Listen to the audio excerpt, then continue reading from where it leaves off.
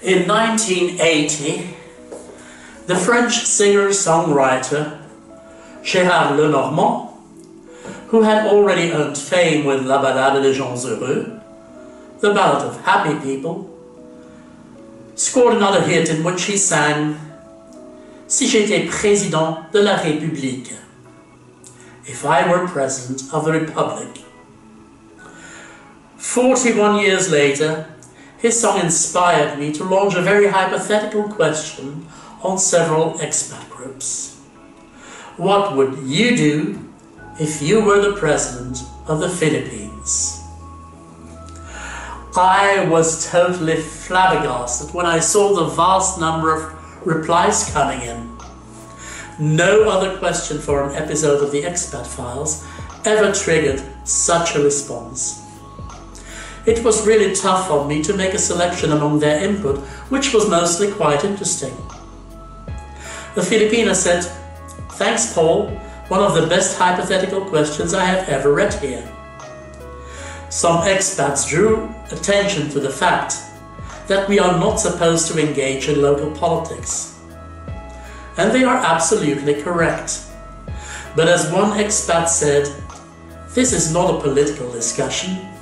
It's about good ideas to help and not to govern. Another one added that suggesting and supporting the Philippines is a good thing, and only narrow-minded people will not debate and discuss. Someone else clarified these viewpoints by stating, and I quote, "People who have lived and worked in other countries can really bring a different mindset and view the good, the bad and the ugly. I think that people who actually want to make positive change embrace this type of discussion. It's not really politics, but rather ideas which can be taken and used to help everyone. I have personally lived and worked in so many countries, but I have chosen to reside and invest in the Philippines, as I truly see huge potential here." Unquote.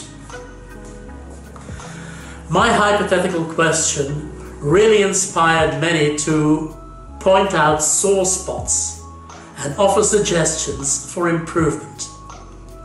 As such, the input of these expats should not be seen as political interference or as criticizing any Filipino president, past or present, but rather as a brainstorm of ideas that might benefit anyone who will take up that office in the future. My name is Paul, and you are watching the 12th episode of The Expat Files.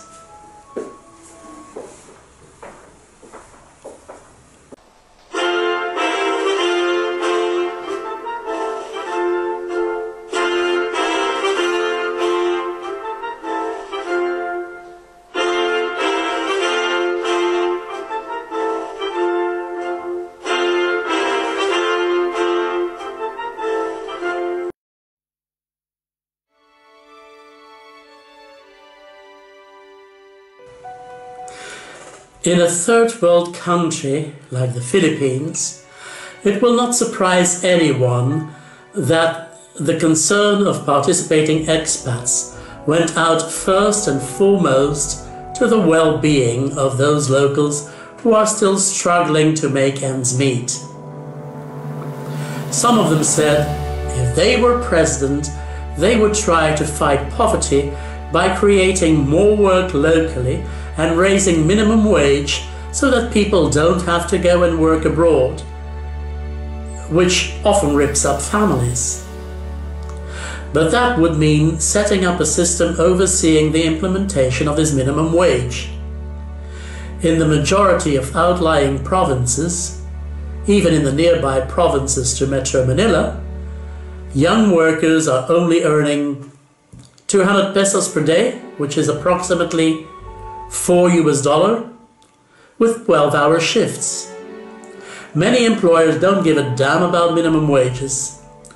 It was also suggested to provide incentives for businesses to send their Filipino workers overseas for training. But apart from that training, which should last only a couple of months, Filipinos should be encouraged to stay home to earn a living rather than spending years away from their families, which often leads to infidelity on both sides. But that means that local jobs need to be created that pay enough to provide for the needs of these people's families, such as food, education and healthcare. Do away with the Filipino first mentality and open the Philippines up to outside investment and enterprise. Make sure that people who are qualified can find jobs in their own town and that these people are hired based on intelligence, skills and credentials instead of who they know. Give them competitive wages and the prospect of performance-based salary increase. Make companies pay SSS and tax from the first day of employment. I would make a start to develop a social plan with a social security system for everyone, an expat says, and adds, I know this is going to cost money, so that's why I would do it gradually, little by little. Open markets up as much as possible. Someone suggested to facilitate trade by removing import and export taxes, making the internet widely available, allowing competition and removing monopolies. Acknowledge that the Philippines can learn from the rest of the world. Another expat emphasizes the need for developing the manufacturing industry in the country in order to offer chances for non-college graduates on the job market. Southeast Asian countries that were developmentally behind the Philippines decades ago now have the Philippines in their rear-view mirror, he states. Manufacturing is one thing, agriculture is another. One expat says, first thing is to make agriculture sustainable and all basic food products affordable across the country. Localize food production into local areas and do a major push for farmer education. Decentralize and remove the middlemen who rob the farmers who do the majority of the work to actually grow the food. Someone said that if he were president, he would listen to the voice of the people and ask them if they could choose what they would prefer, highways and bridges, or food, healthcare, jobs, COVID vaccines, decent housing for the low-income families, and an end to crime and corruption.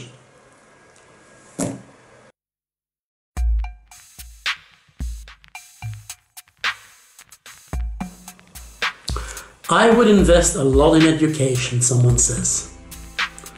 In the Philippine education system, too much time is wasted to unnecessary things like patriotism and symbols.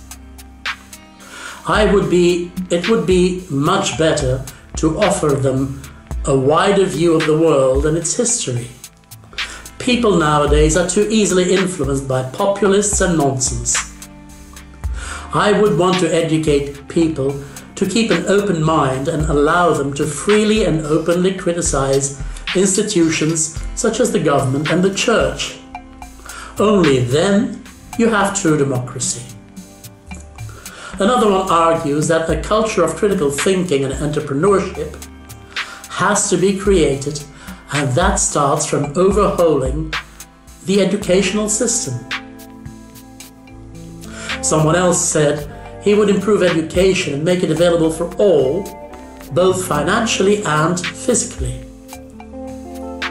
While education in general doesn't score too badly among expats, the sore spot is sex education, or the lack thereof.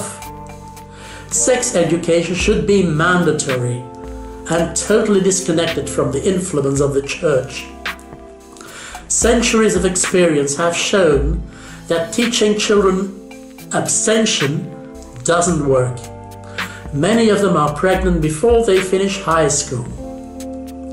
A Filipina suggested trying to impose natural birth control, but that is too unreliable.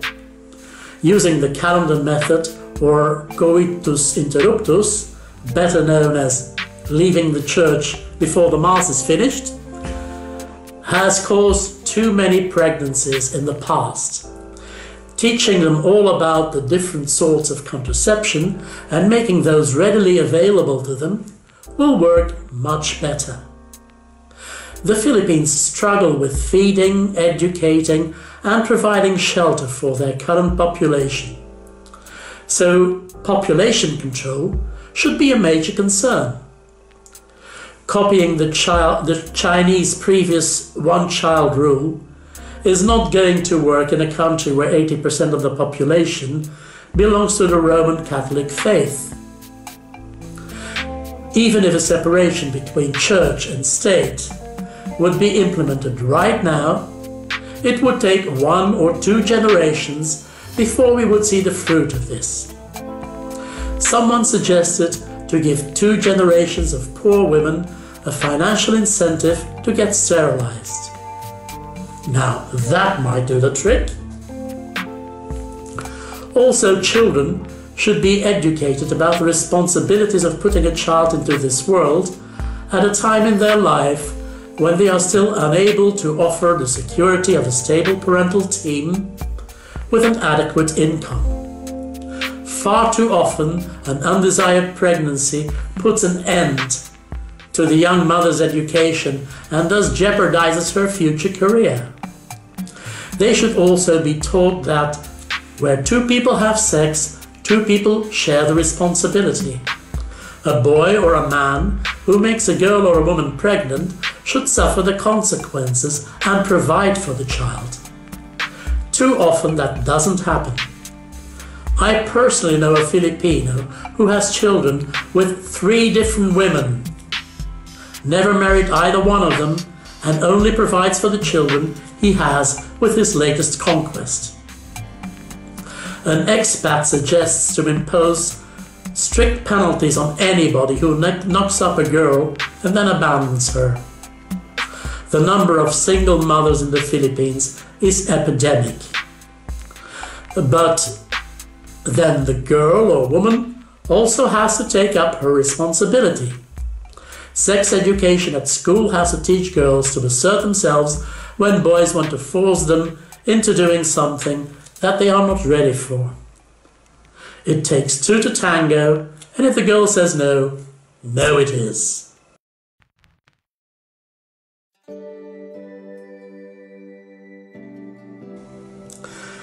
Quite a few expats stated that if they were president, they would prioritize environmental issues. This could be done by instating a national waste management system with major incentives. Filipinos should be educated about the environment and littering. Prevention could start by using less plastics and teaching people how to recycle. The biggest issue across the country is the sale of single-use plastics.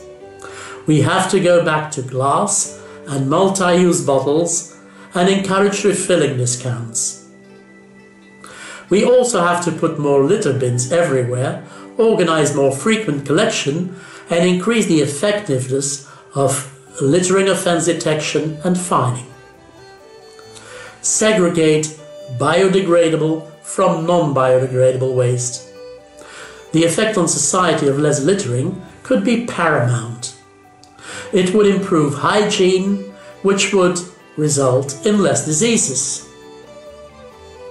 It would make the country more attractive for tourism, which would trigger more income, economic improvement, and thus less poverty and more happiness. But taking care of the environment doesn't stop with the implementation of modern waste management. People should also be trained in recycling resources and energy such as water, electricity, biogas and crops. Preserve and reserve the country's natural resources such as water reserves. No mining and quarrying of lands. I would check if all industrial plants have their green and waste management procedures and processes in place, and talk to high-caliber engineering experts about ways to eliminate pollution. These are all environmental improvements in which the President could take the lead, but which are bound to fail if they are not carried by the population. It can therefore be concluded that keeping this country clean and healthy is as much a responsibility of every individual Filipino as it is of the government.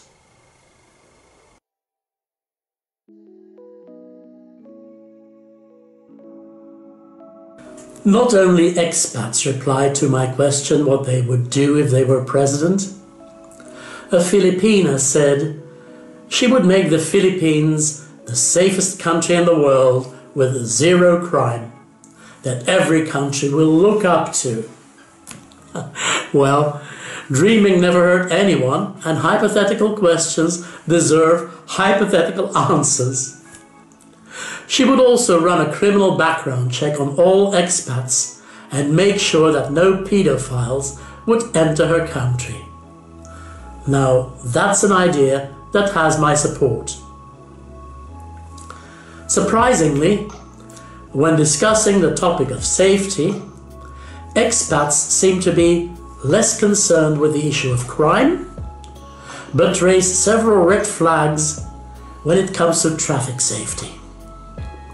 They want everyone who drives a car or motorbike to pass a written exam as well as a practical road test. I think that's a very reasonable request. After all, us foreigners had to pass an exam before they let us loose on the streets of our native countries, so why shouldn't Filipinos have to do the same? Most people, especially in the provinces, have absolutely no knowledge of traffic regulations. They consider themselves expert drivers as soon as they know the difference between the accelerator and the brake. Driver's licenses are bought instead of earned. Traffic safety would increase considerably if everybody would know and follow the rules. One expat said he would employ a lot more traffic enforcers and equip them with modern electronic devices to check licenses and registration. He would perform roadworthiness inspections and confiscate vehicles that do not meet the standards, have outstanding fines, are not properly insured, or driven by a person who is not legally allowed to be on the road. There was also a request to have all buses and jeepneys stop at designated areas only. No more pulling over everywhere. Pedestrians can walk a block or two to a designed bus stop. Also, the construction and maintenance of footpaths should be put under scrutiny. They should all have an even height and be free of obstacles. I can see some of you laughing now, saying, "Come on man, this is the Philippines." Yet I think they are valid suggestions.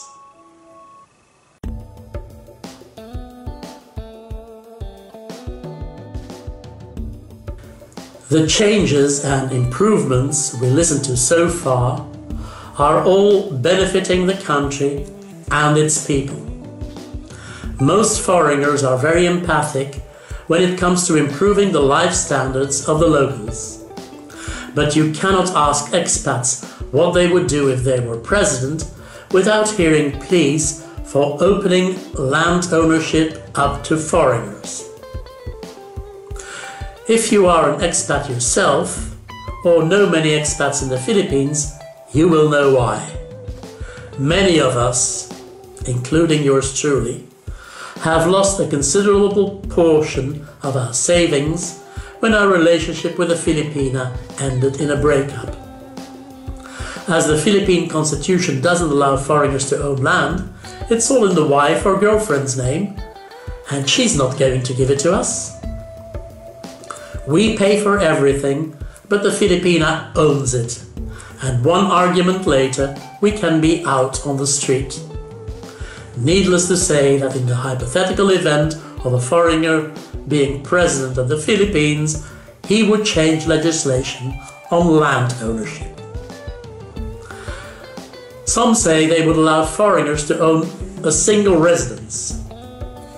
Others would limit the size of the land that they can own.